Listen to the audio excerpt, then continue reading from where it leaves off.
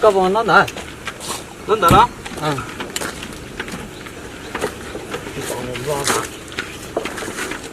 Cú tụi nó con lò bán nè, nên nút rõ nè, nút nào cho nên thí sự cho nên nút nó đỡ nè. Bé cho nó chỉ nọ chỉ có cho nó tầm nó tộc khèn nó bé chỉ to hay rồi có chúng nó đỡ bé chỉ phúc cái thôi chứ. Nè, cú tên tăng này rõ thế nè. Giờ có một bưng sợi con trâu cái tụi nó mua chứ. Ô, tại cái tin này sao cho này mà, đi cho thì. Giờ có một bưng sợi bé chỉ khi là có cũng phải chứ. Lên nữa nè. Ấy có một bé lúc đó là cơ ta lên nè, cũng mua vô mấy không nó cho nó chua là tuần đó thế nè. Chỉ to hay đi, tại xin nó cam mỏ khổ lợn nó bé, tiền này phát bên bán thì bé rõ nó chỉ cho có chính chân có tự đền tới nó. Tại cái tên đó là cũng như uo đó nè mà hết thì tua cố chỉ có uo nè, giờ có uo thì biết cho có mua là nó mà, ta chỉ nọ chữ uo lo tàu tới mười cho khỏe lo nè, có mua bằng sợi con trâu kia chứ, mua bé chỉ khi có mua bằng sợi con trâu kia mua, cú sáng thì bây giờ rồi rõ thâu lên nó là, tại cái tin nè, họ lấy cho cũng bây giờ, chỉ to, giờ có mua bằng sợi con trâu mua sữa bé chỉ khi đâu có, tại cái tin nè, họ nè, họ đi đâu nè, chỉ to có trọc á, hay lên đó. Ô, nó còn là rõ nè, tôi tôi sẽ lâu chỉ cho phá cá cho chết thì tôi cho nè, cho nên tôi rõ khó tìm nó nè. Còn nó bé chỉ to hay bé chỉ to bao lần từ lấy bé hạt tiền nó chỉ cho nó cam mò muôn tàu giả, giờ này有mua có muôn tàu hộp trăm bán rồi thì bé cho có mua sữa, có chỉ mua sẽ có giờ tại sao của ai có tiền có mua tua thì mua to, chỉ mua thì giờ chống ngăn đền tới nhau nó giờ tụi sợ tông nhau có hôm nay giờ thả cái giờ chả hai đi chả đâu có. Cho mình là lừa tên mong tiền số trong mong trâu nè. Bé chỉ bao phần một con mà. Bé chỉ bao phần giờ có một phần sỉ con đâu cái mua chứ. Của tôi nó con đâu mua. Nó là cái món đó là nó bán tôi sẽ chỉ cho phá trâu có thể bỏ.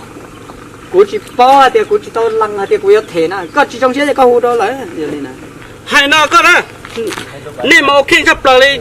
tên ta của cô lửa nung nó cũng lê đâu nè. Cú chỉ uo nè, hành gia là có ở nè. Giờ có chỉ bụng một cái chợ của cún đâu tụi nó, cú xếp bồn vào trái có bực hết. Cú chỉ khó lên luôn, còn nó chỉ cú tua, còn nó to, lúc nào là cho chay đâu cũng là đó. Có cả chỉ mua tua cho, này đi nữa. Cứ tí, giờ có phải một cái gì, cho cá là chó thế, chưa chặt, nè.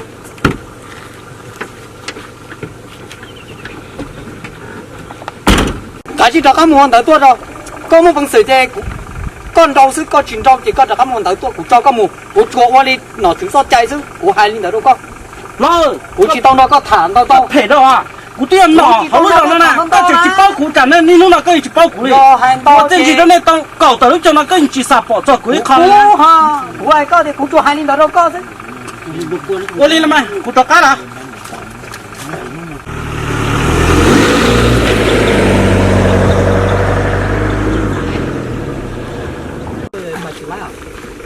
có tiền con ta phải cứ lo chỉ mua tỏ thái chỗ này đó chỉ là cái chạy nó đi nhưng hải lo ta tiền tiền mà tiền ra mà ra nhưng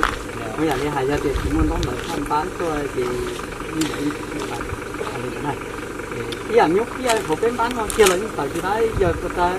nói chỉ mua từ trong non đâu lọ tờ với chừng xí hay khó và bây giờ nó mà những món đóng lợi tôi chỉ phải thì món đóng lợi sai giờ chỉ thì cái món trồng mà nó phải chỉ không có bây giờ bám mày nữa cái gì thế lọ từ số con giờ ý sao tại mà nếu mà anh gì nó giờ anh giờ mình cũng nói như thế cả tôi thì chỉ cái con này cái gì mà rồi cái cho nên năng sinh ra sẽ dạng con sẽ nhật sau giờ nên nói thì cho nên muốn sẽ giờ cái gì thì có like cái chỉ mà giờ ít cái muốn thì có tiền một cái nữa thì nếu là có sản thì nếu là ăn muốn phải tôi thì có phát bán thì còn đâu là còn bán tôi thì cái cú mùa nhỉ nó sẽ cái có cái này có cái ok nó có cái này họ chỉ có nó này cho nó một cái chút khổ thôi nè mà tiền này cho nó nè này là có sản phẩm nhá nè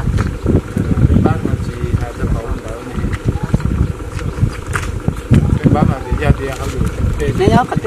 mình nó lái xe được bây giờ tay cái nó này có tua bây giờ nó này tua được chưa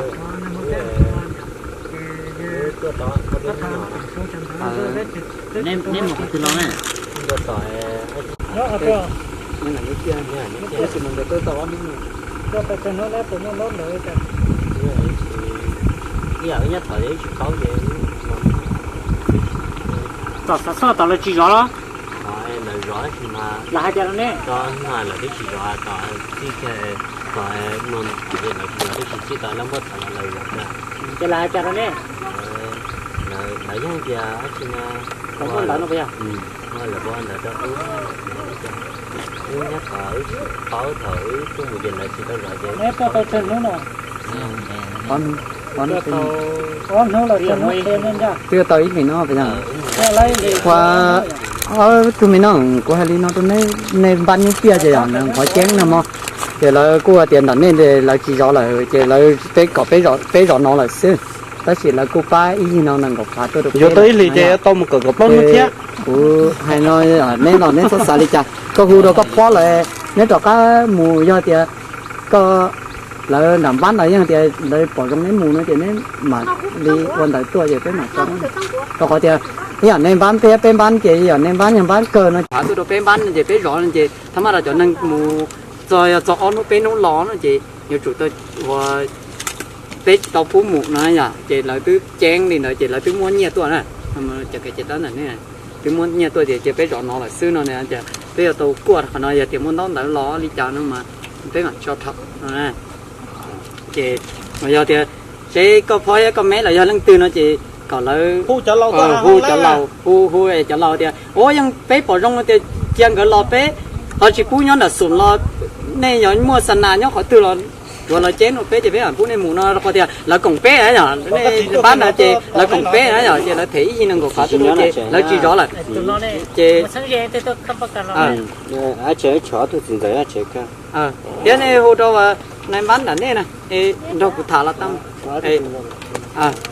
nếu hồ cho lại mua nó chỉ là nhân cho lại thả đi ô một tàu nó là giá còn nó lại còn nó là của ai nó đưa được cái nó bỏ là gì nhá Nó có cái